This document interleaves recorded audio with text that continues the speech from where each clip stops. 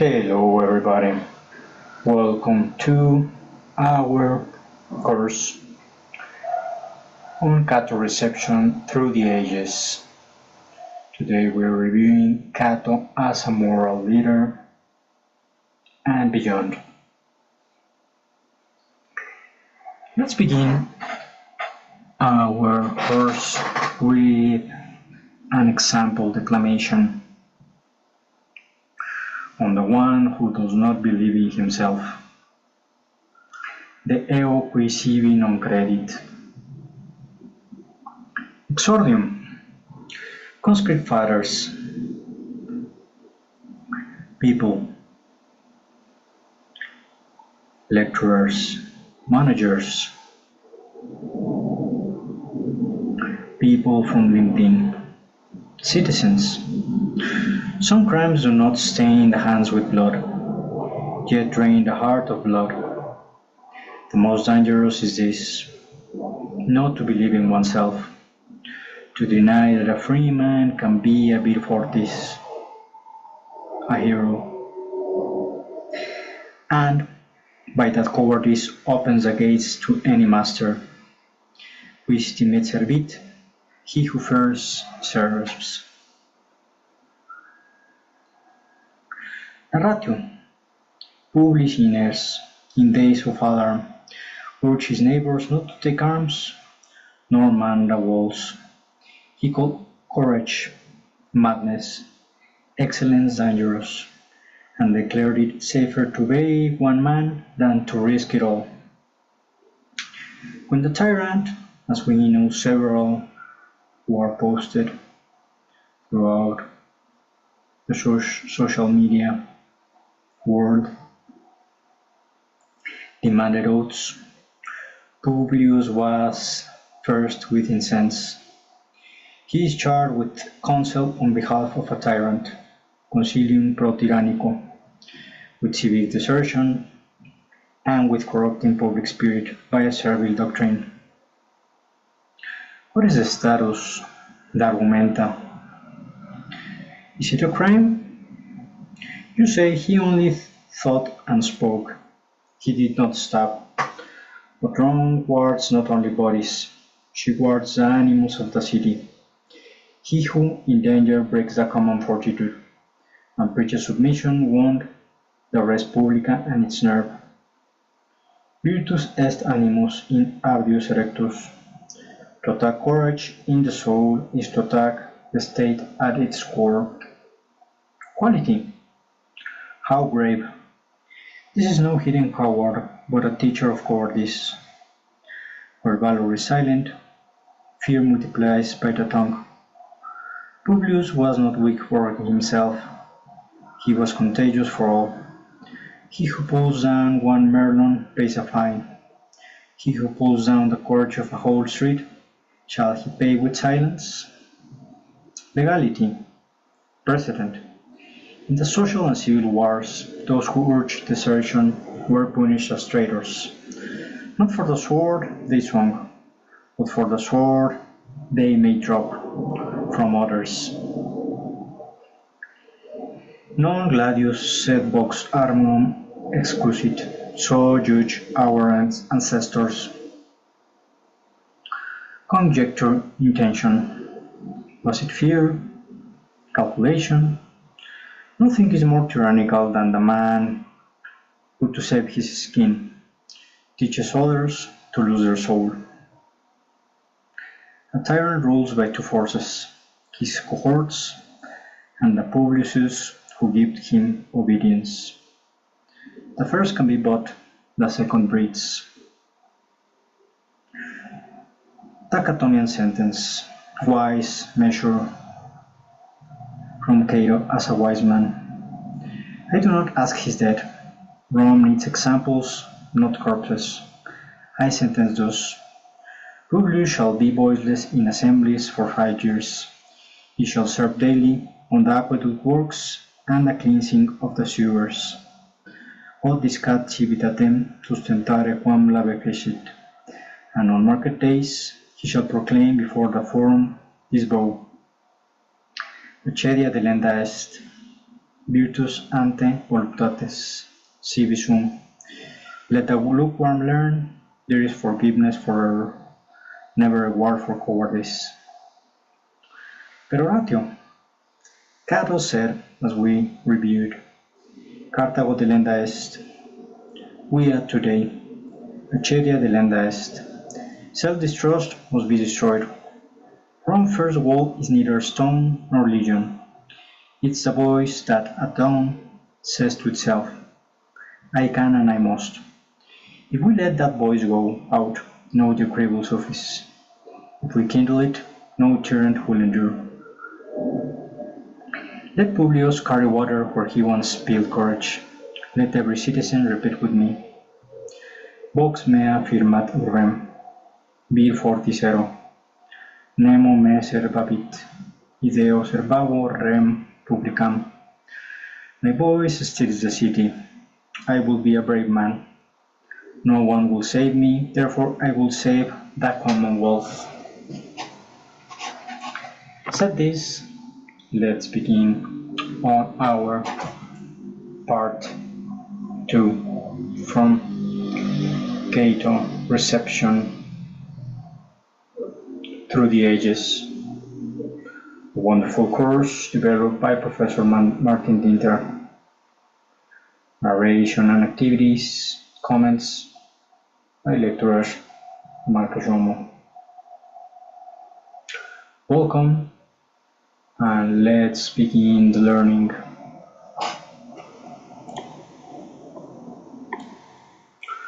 Morality. The following quotes, which praise Cato as a paragon of moral virtue, are often elusive rather than explicit. From the earliest incarnations, they typically consist of quips made by Cato towards evildoers, like our acclamation, which imply his severity.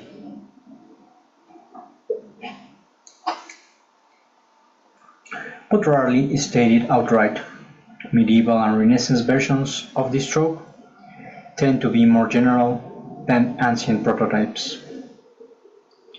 Instead of citing specific instances in Cato's fight against debauchery, they simply employ Cato as a synonym of moral probity. So Cato as a synonym of moral probity.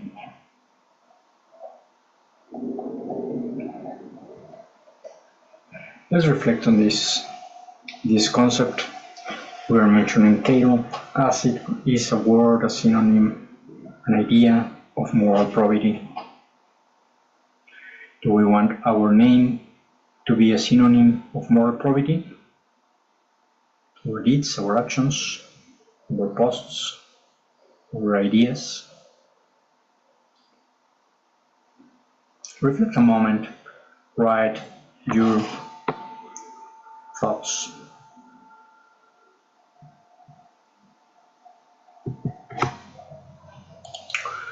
Okay, and when the questioner asked, what about lending money at interest? Cato answered, what about killing a man? As we saw here, Cato makes a match, synonym, explaining that lending money at interest is the same as killing a man, killing his soul. Because interest is money that doesn't exist at all. It has to be extracted from different sources or from different lendings.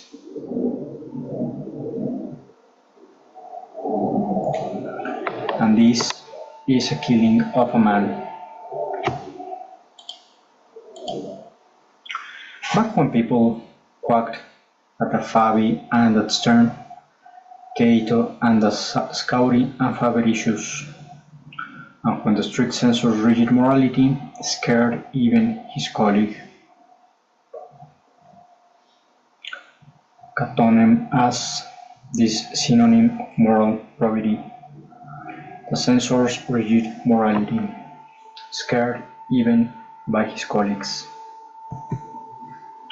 Soon, the women dared even to approach and appeal to the consuls, the praetors, and the other officials, but one consul at least they found adamant, our Marcus Porcius Cato, who spoke thus in favor of the law whose repeal was being urged.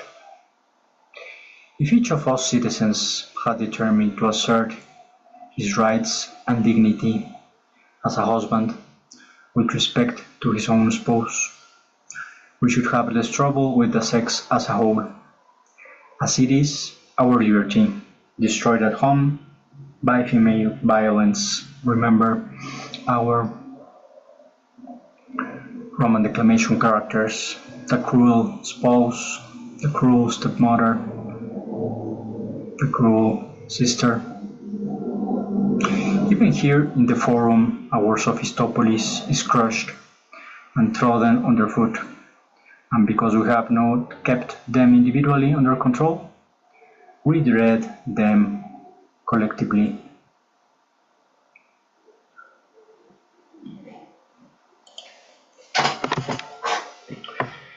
Cato, saying, "For myself, I could not conceal my blushes a while ago, when I had to make my way to the forum through a crowd of women, had no respect for the dignity and modesty of some individuals among them, rather than of the sex as a whole kept me silent, lest they should seem to have been rebuked by a consul. I should have said, what sort of practice is this, of running out into the streets and blocking the roads and speaking to other women's husbands? Could you not have made the same requests, each of your own husband at home? Or are you more attractive outside and to others women's husbands than your own?" This reflects the idea of morality for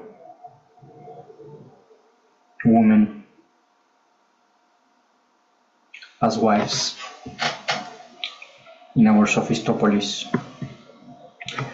You have often heard me complaining of the extravagance of the women, and often of the men, both private citizens and magistrates even, and lamenting that the state is suffering from those two opposing evils, as we were mentioning before, avarice and luxury, which have been the destruction of every great empire. The better and the happier becomes the fortune of our commonwealth day by day, and the greater the empire grows. And already we have crossed into Greece and Asia, place filled with all the allurements of vice, and we are handling the treasures of kings. The more I fear that these things will capture us rather than we capture them. Tokens of danger, believe me, were those statues which were brought to this city from Syracuse. Altogether too many people do I hear praising the bubbles of Corinth and Athens, and laughing at that clay and the fixes of our Roman gods. So, as you can see, Cato opposed the evils of avarice and luxury, because he mentioned they have been the destruction of every great empire. Because sometimes they own us rather than we own them. What to do in this case? What does Jerome said, who was an Illyrian priest and theologian? Apparent from the Vulgate Bible, Jerome also produced many epistles. Among these is letter 125, addressed to a young monk named Rusticus, in which Jerome compares a certain Grunius to both Nero and Cato. The specific context for this metaphor is Jerome's advice never to speak evil of anyone. Grunius' personality as a whole becomes a target for Jerome's criticism, owing to the fact that he habitually pours forth a torrent of nonsense in front of his students. never speak evil of anyone.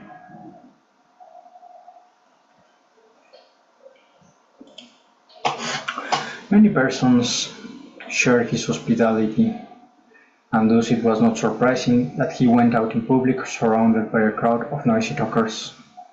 He was a Nero at home, and a Cato in public, truly an ambiguous character. Indeed, you would say that he was formed of opposing elements, like that unheard of monster, which according to the poet, was in front a lion.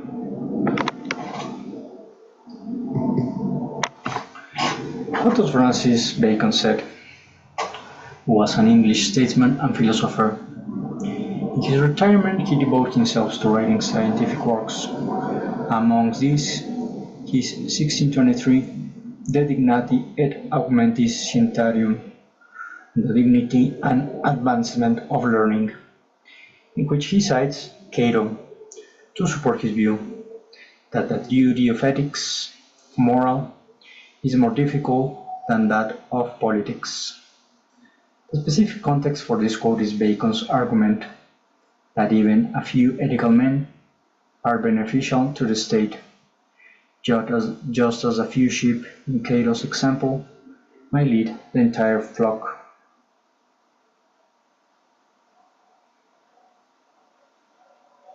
What do you think of this statement on Bacon?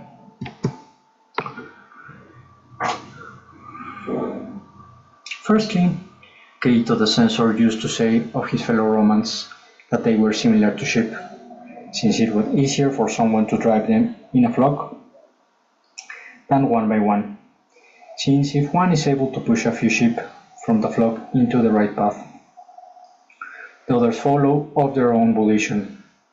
Similarly, in this respect, the duty of ethics is more difficult than that of politics. The difficult duty of ethics, which is more difficult than politics, according to Bacon. In his Dignitate Augmentis Scientiarum. More from Bacon. Once the youth of Rome were so deeply captured by the sweet and majestic eloquence of Barniz, the philosopher, who had come to Rome as a legate, that they flocked to him. Our Cato the Censor, the wisest, the moral, the most ethic of all men, proposed in a crowded meeting of the Senate that it should conduct its business with Barniz quickly, and dismiss him at the earliest possible opportunity. This ensured that he would not enchant and influence the minds of the citizens, thus inducing the unsuspecting public to change Rome's ancient traditions and customs. For Cato, ancient traditions and customs from Rome were part of the moral exemplar.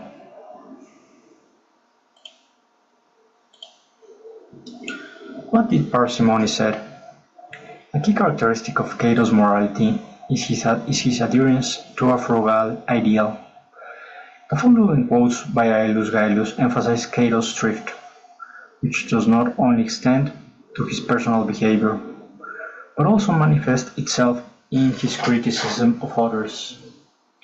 He recommended the Baconian law, which prevented women from inheriting large sums of money, due to his belief that women were unable to manage their finances wisely, and to his deep disapproval, would not hand over their wealth to their husbands.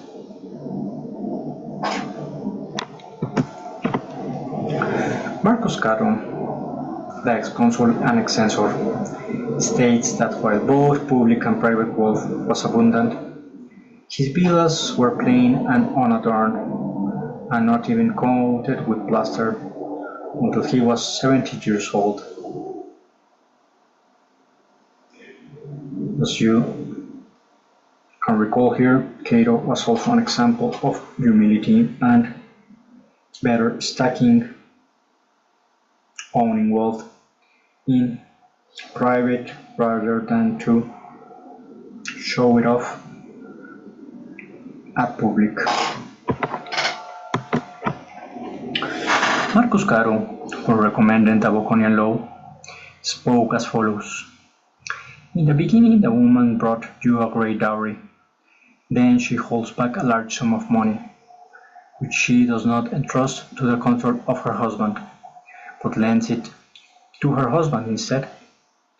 Later, becoming angry with him, she orders a servus receptus, or slave of her own, to hound him and demand the money." As you can see, the tyrant wife, the harsh mother and stepmother, who demanded rather a slave than a husband, according to Cato, Baconian law.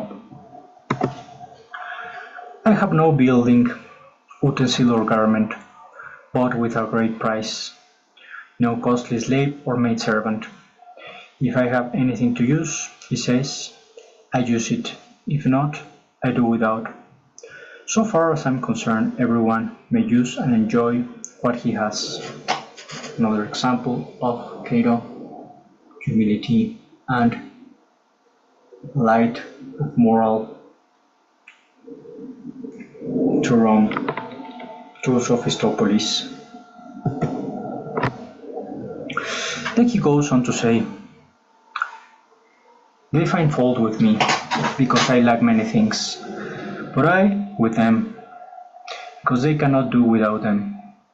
This is simple frankness of the man of Tusculum, who says that he lacks many things, yet desires nothing, truly has more effect in inducing thrift and contentment with small means than the Greek sophistries of those who profess to be philosophers and invent vain shadows of words, declaring that they have nothing and yet lack nothing and desire nothing, while all the time they are forever with having, with lacking, and with desiring. As you can see, Cato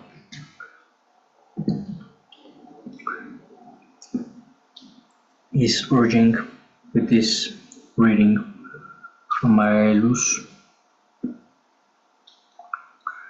that it has to be a match between what we do, what we have, what we say, what we desire, what we have, what we lack.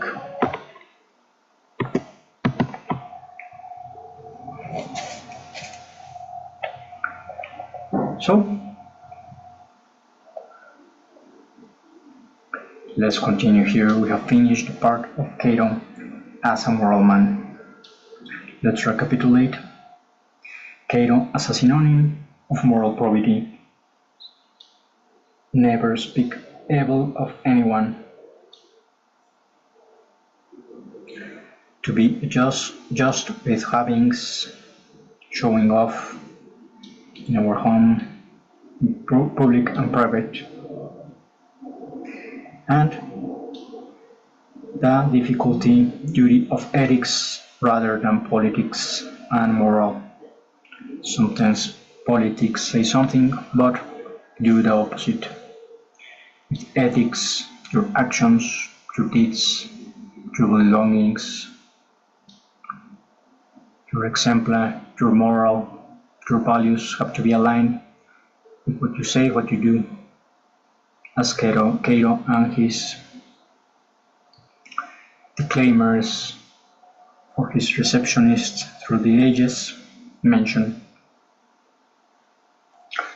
Okay, try to reflect on Cato as a moral man. Let's continue with Cato as orator, which is of great help for our concepts that we want to portray here with Roman declamation.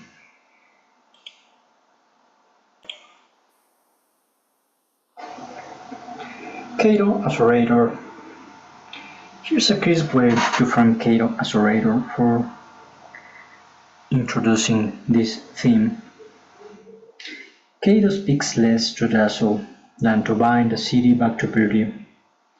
His eloquence is ethical first, rhetorical second, austere, Attic, cut to the bone, built on auctoritas, the weight of life incorruptible. He treats speech as duty, not display. Parrhesia, frank, truth-telling, as you have mentioned, you have recalled from the past sayings, appeals to the most majorum antithesis, virtue versus luxury, and imperatives that demand action. Signature moment from Cato is 63 BCE. He urges the execution of Catiline's conspirators, a model of severe, law-guarding rhetoric, where public safety trumps sentiment, and remember to distinguish him from Cato the Elder, from Cato the Younger, here referring to the young. The younger's voice is the late Republic conscience, standing against Censor rights or tyrannical rights. So, some ideas. Ethos over ornament.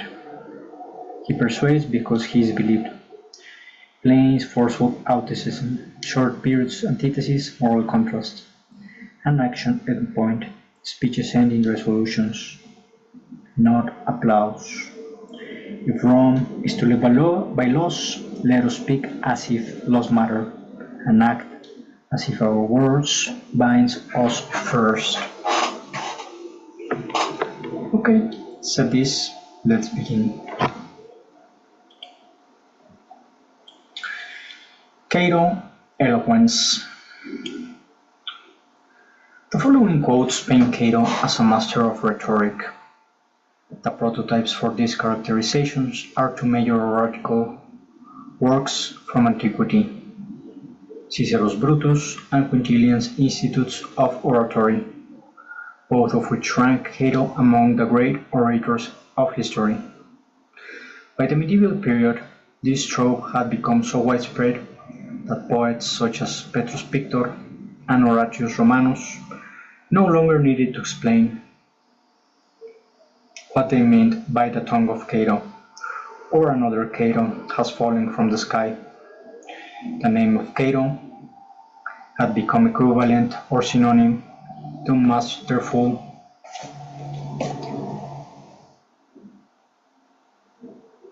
public speaking, which we are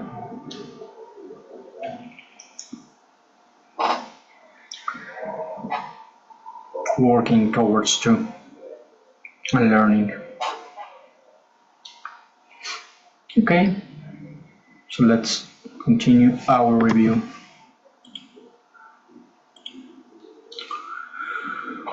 From Cicero, one exception I make, that is Cato, in whom thought a Stoic, through and through I feel no craving for more perfect eloquence. In Fannius it was light, even in Rutilius not great, in Tubero nothing whatever. From Quintilian, our great orator, master, Roman declamator, and if many who have despair of acquiring the capacity to plead have turned instead to learning law, how easy it must be for an orator to learn something that is learned by people who, on their own admission, cannot become orators. Yet Marcus Cato was both a great orator and a very expert lawyer, while Scaevola and Servius Sulpicius are allowed to be eloquent as well as expert in the law. What Petrus Pictor said. The 12th century poet Petrus Pictor served as the canon of Saint Omer in Flanders. He wrote a satirical and moralistic Carmina de Mulere Mala, poems on a wicked woman, in which he mentions Cato's eloquent tongue. Petrus includes this allusion as part of his epilogue. The eponymous woman, perfidy, trickery, and malice are simply too much for his calamus fesus exhausted pen. He excuses himself by noting that even if he were as eloquent as Cato, he would not be able to continue writing about her wickedness. Remember our characters from Roman declamation. Here it arises again as the wicked woman. So what does Petrus Pictor said? Even if I should receive the tongue of Ovid or that of Cato, and that famed skill of linguistic eloquence, I would not compose freely and spend my time in writing.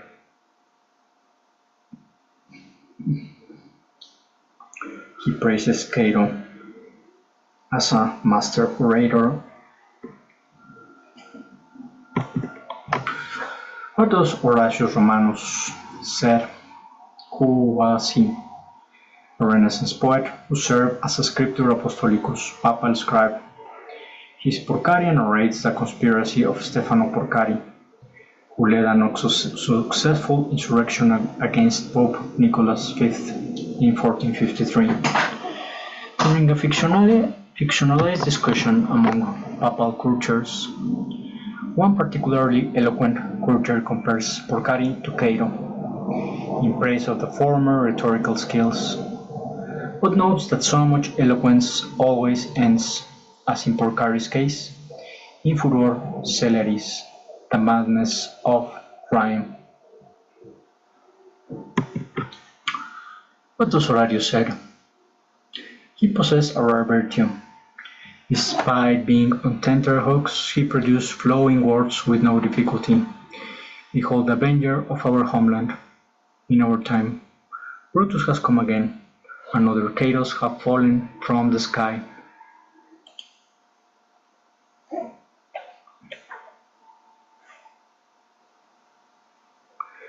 So what do you think of Cato as an example of oratory?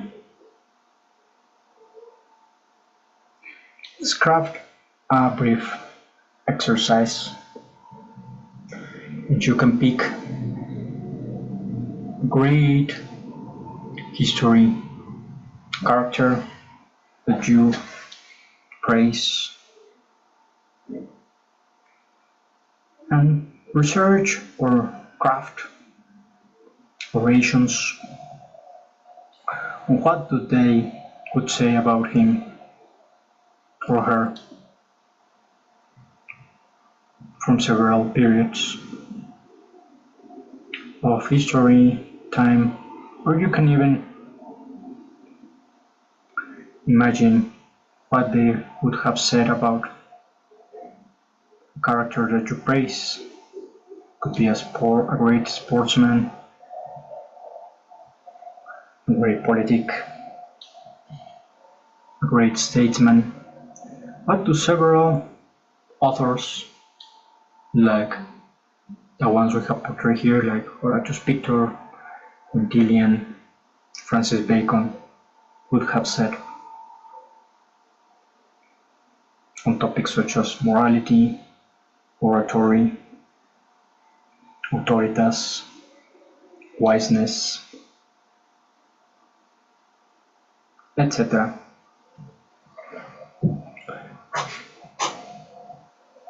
Research a bit, craft your ideas on your notebook. You can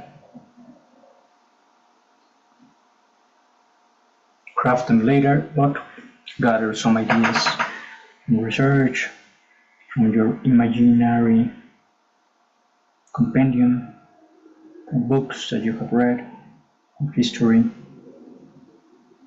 from the ChatGPT, what maybe ChatGPT has to say of a character,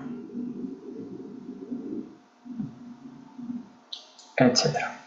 Craft on it, write your ideas in your notebook, and we can develop later on our exercise.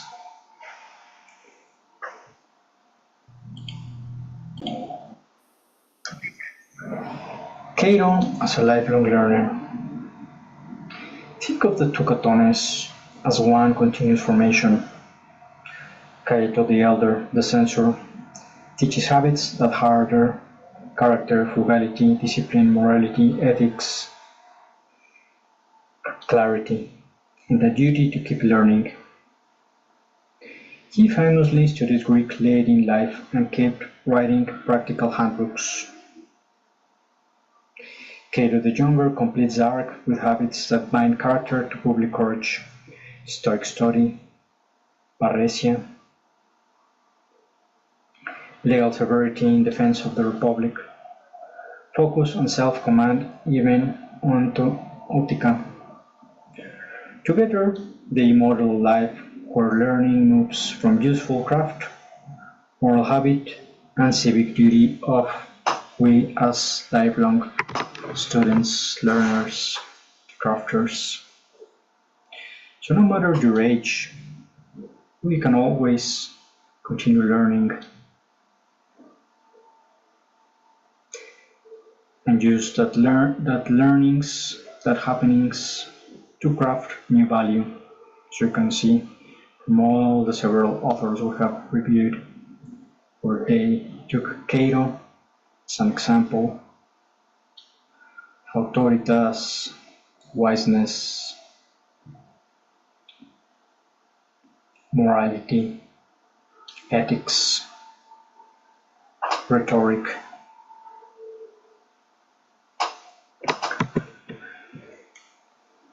Let's begin.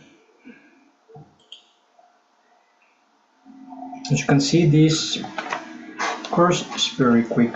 Spirit is a great summary from different authors that show Cato as an example of several values: Roman, civic, and personal values that would serve someone interpersonal, professional, relational, parental, husband and spouse life.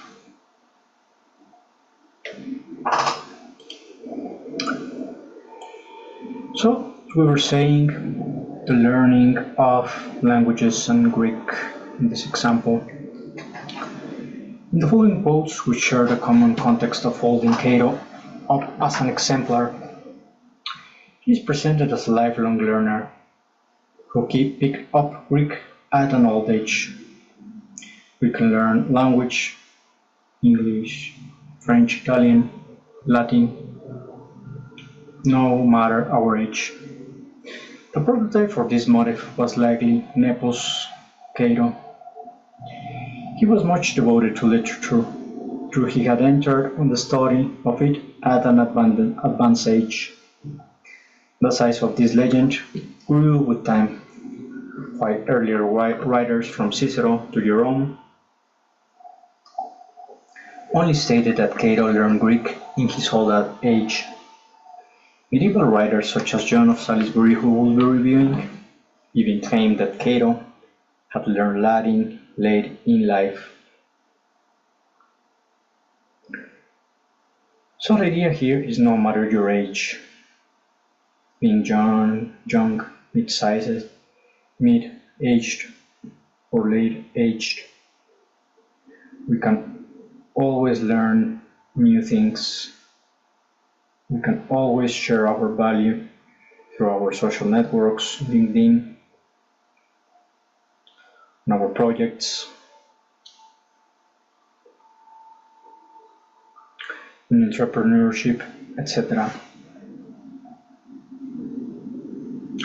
I am 43 years old and I continue learning every day with making courses like this one from Cato, or our introductory course about Roman declamation.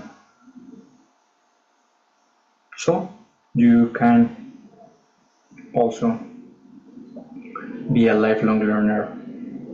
Let's see what some others have to say. When conversing with Aelius Lelius here present, I am frequently wont to marvel. Cato, both at your preeminent, nay, faultless wisdom in matters generally,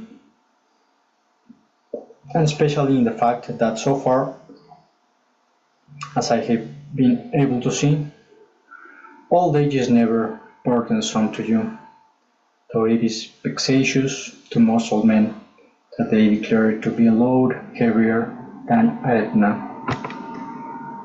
We can always learn new things, new tricks, new ideas, and craft them, amalgam it to new value, to new ventures, to new entrepreneurship, to new professional activities. So continue learning. In Quintilian, Marcus Cato was a great general, a wise man, an orator, a historian, an expert lawyer, and agriculturist. And despite all his military labors and political struggles at home, in a rude and uncultivated age, he learned Greek in his declining years, to prove to mankind that even old men can learn what they have set their hearts on. So, the idea here is that if you feel a heart born to learn something new, go for it. Gather, research, read, write, declaim, share it. Share your learnings in a declamation form. Maybe about strategy, about sales, about marketing, about leadership. What can you learn? What can you create and share?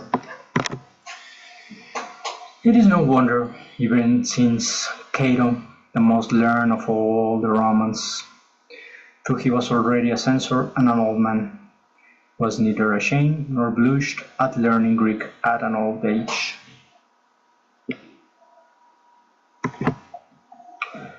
John of Salisbury, who was an English clergyman and philosopher, he studied in Paris under Peter Abelard and then served as secretary to Archbishop Theobald of Canterbury. During this period he wrote the Polycraticus, Statesman, a mirror for princes, which defined the responsibilities of kings towards their subjects. He mentions Cato's Greek studies as a part of a wider discussion on the necessity of remaining thirsty for knowledge throughout life. The necessity of remaining thirsty for knowledge. Remain thirsty for knowledge throughout all your life. What does the Polycraticus says? When he was 86 years old, Cato still possessed a youthful mind and virile strength, not to mention the gravity conferred by the old age. While he performed his public duties, no one observed any tardiness in his memory, nor did they consider him as weak and trembling in body, nor did he ever suffer from dropping limbs or a tied tongue. He even sought to learn Greek, despite only having mastered Latin late in his life. So be as Cato, a lifelong learner. Learn the Greek, learn the Latin, learn the English, the French, the leadership, the management, crafts that here in MRC strategies we constantly develop. For example, in our next course, we're going to develop Machiavelli in his world, that be like the Fox book from Erica Banner, which portrays a different Machiavelli from that of the popular culture says, and portray Machiavelli as a Cato of morality, leadership, lifelong learning, and crafting oratory, and also great oratory skills like the ones we can see at the prince. Okay, let's continue here with leadership. Cato as a military leader.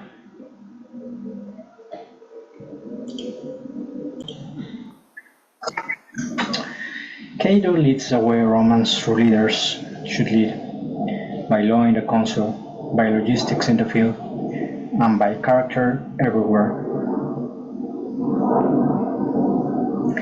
Cato, the Catos, has an example of harder march discipline, ensuring hardship, relentless offensive and strict fairness, moral austerity and leadership tool, strategic obsession, Stoic field leader, and endurance, organizer and protector at Utica, refusing supreme command on principle,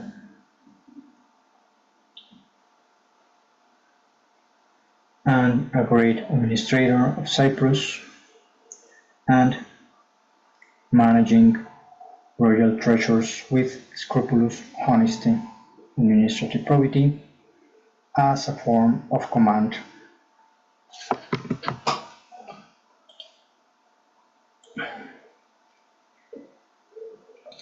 The Catos as a great general. The quotes share the common motive of Cato as a competent military leader. That prototype for this trope is likely Cicero's writings, particularly Pro Murena, in which Cato is lauded for exceptional bravery. This trope continued in late antiquity, especially in strategy handbooks such as Vegettius Epitoma Rei Militaris, but was lost in the medieval period. It experienced a brief revival in Petrarch's biography of Cato, but is not otherwise present in Renaissance literature.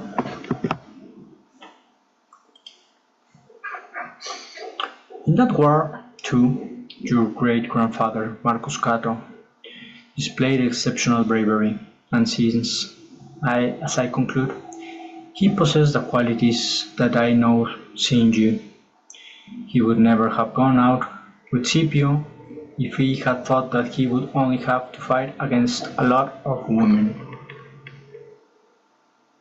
Cicero. As Cato said, if an error is made in any other matter, it can be corrected afterwards.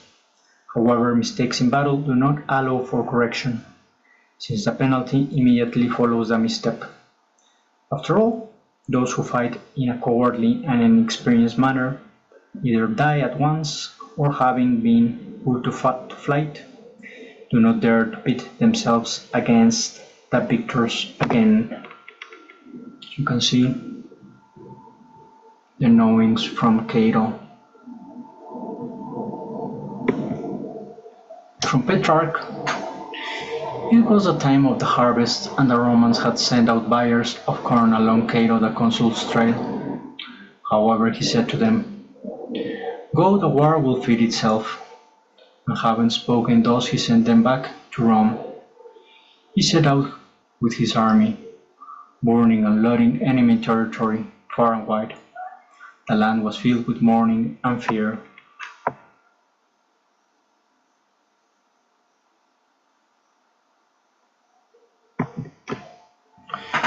In Petrarch, one day, some Illigartan legates came to him at his camp, which was located by the walls of another city, which was to some extent allied with Rome. They asked for help, given their desperate situation, which stemmed from the fact that a fort on the border was being besieged by enemy forces. They believed that the siege could not be lifted without a large number of reinforcements. Upon listening to their words, Cato realized that the entire matter was most complex and troubling, so he responded, "If I did not feel pity for you, then I would be guilty of neglecting your faithful friendship. However, if I gave you help, then I would be guilty of negligence both to my country and to my sense of reason, and to my men. I barely have enough men to resist the enemy forces who surround me, and who are expected to join the fight in the days to come, let alone proffer help to others. As you can see, Cato was very focused with his men, with his leadership, with his city. Even when they asked him for help, he stayed around because he was an example of leadership to his city and to his men.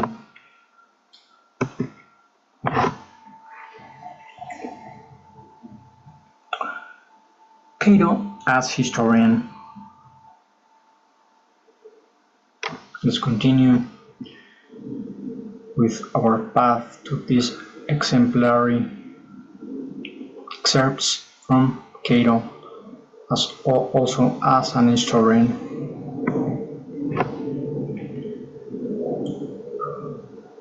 Origines. The image of Cato as historian was prominent throughout antiquity, owing to Cato's now lost Origines. The work consisted of 7 books and covered Roman history from the earliest kings to the Republic. It also included 2 books on the origins of each Italian city. Cicero was particularly impressed with Cato's historical knowledge, considering him an author of great authority. However, this characterization pattern wholly vanished after the 4th century, and these books were lost.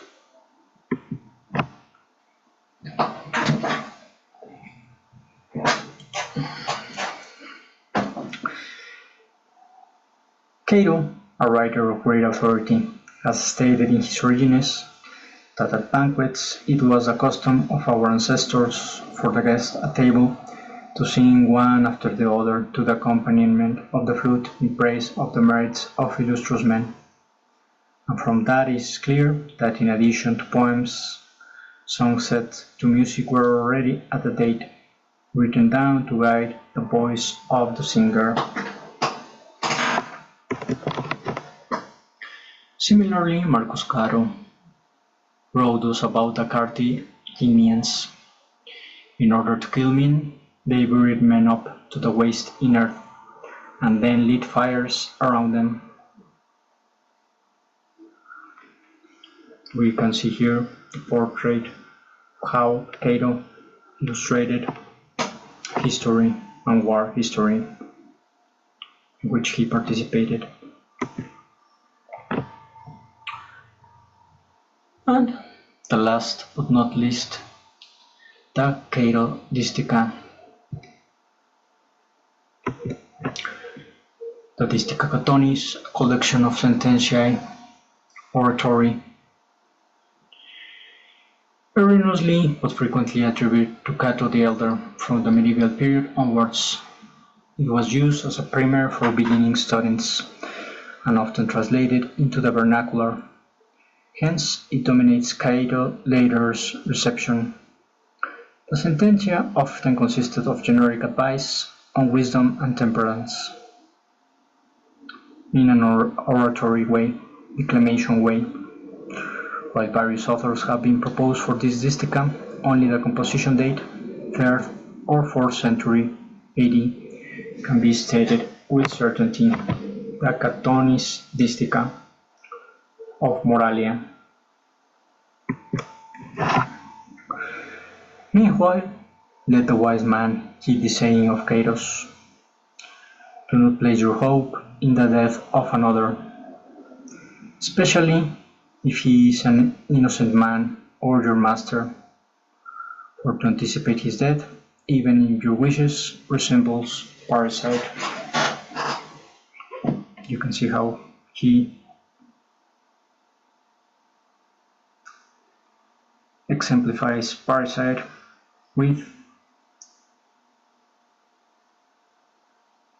placing our hopes in the death of another, especially if he's your master, your father, or an innocent man. What Johannes said: may they not leave off, even if he should harden himself, to their entreaties and grow enraged at their threats. They should instead remember that saying of Cato's, "Do not give up on your attempts to warn someone who does not want to be warned if he is dear to you." Warn people if if that someone is dear to you. Warn him with your knowledge, with your learnings, with your value, with your moral, especially if he is dear to you. When Cato said, while teaching his son, do not say that fortune is blind, for she is not.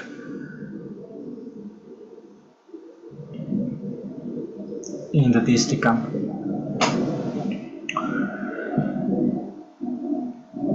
Cato said that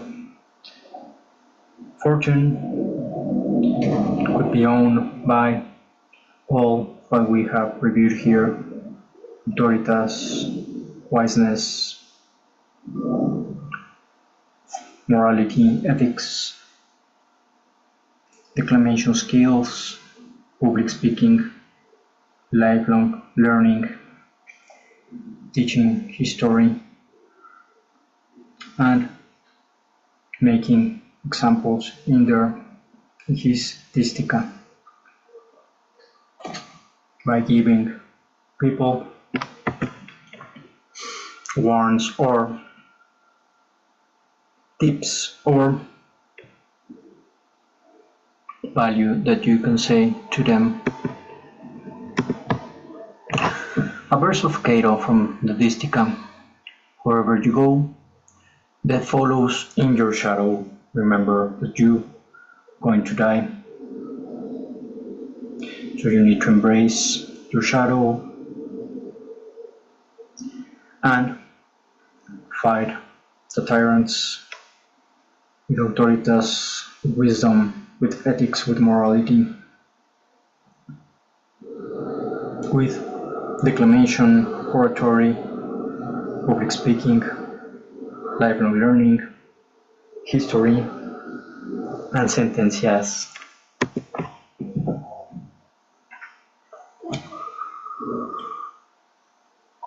Let's talk a little bit about drama. The Utica did not only survive in quotations, but also influenced poetry and plays from the Renaissance onwards. This effect likely results from its use in pedagogy, instilled in childhood throughout the schools. Its ideals, values influence authors throughout their working lives, like Dante, Shakespeare, Marlowe. All utilize the sententia from this Utica. These allusions are typical, subtle, and never bear the name of Cato, but nevertheless exhibit unambiguous similarities to the Utica.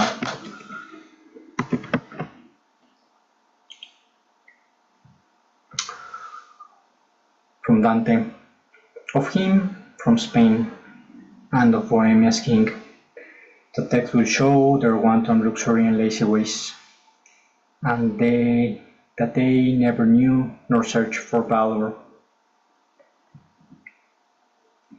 In the Utica, flee from torpor, which means lassitude of life, or when the mind is lazy, inertia consumes the body.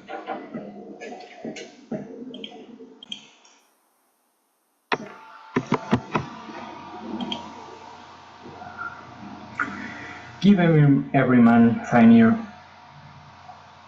but few thy voice. Take each man's censor, but reserve their judgment. Costly thy habit, as thy purse can buy, but not express in fancy, rich, not gaudy. From Shakespeare, Hamlet. When someone praises you, remember to be your own judge. Do not believe of others about you more than you believe. Remember to avoid envy from luxurious dress, even if it does not harm. It annoys nevertheless. From the Utica. Leicester, if gentle words might comfort me, Thy speeches long ago has eased my sorrows, for kind and loving hast thou always been. The griefs of private men are soon allayed, but not of kings. In Marlowe, Edward II Act, 5th Scene 1. In the Utica, ask for aid from your associates when you are in travail. No one is better doctor than a faithful friend.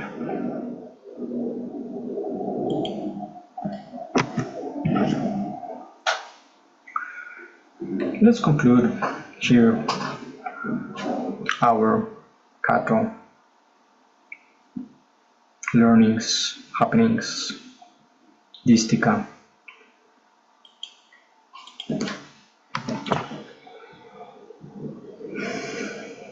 As you can see, we have reviewed Cato as a wise man, Cato as a moral leader, orator, lifelong learner, military leader, historian, and his Utica of sentences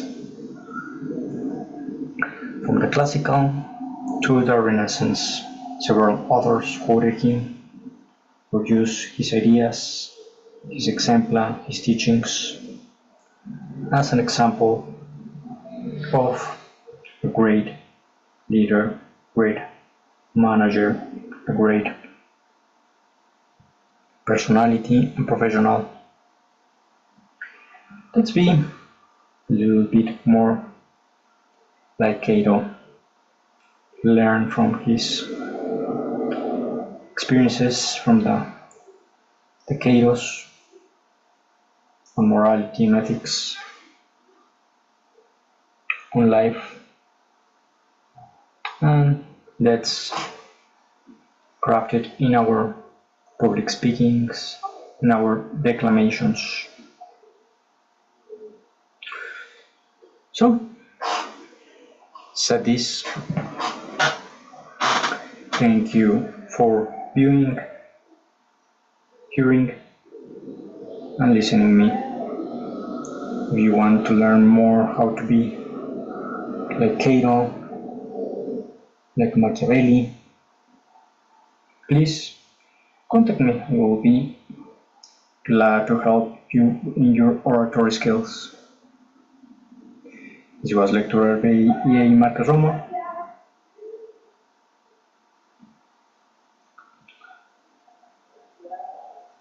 Leadership coach, Roman declamation,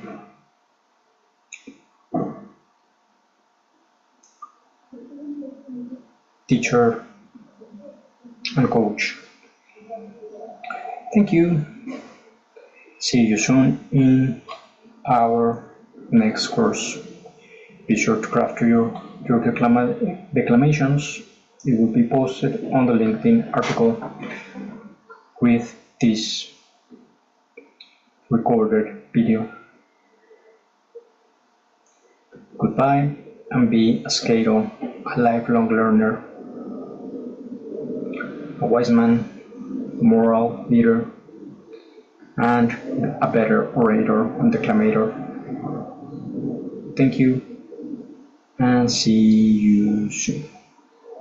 I hope that I can hear from you and help you on your quests through this oratory declamation quest. We're going to starting some course from Calpurnius Flaccus as this great Roman declamator. Thank you and goodbye.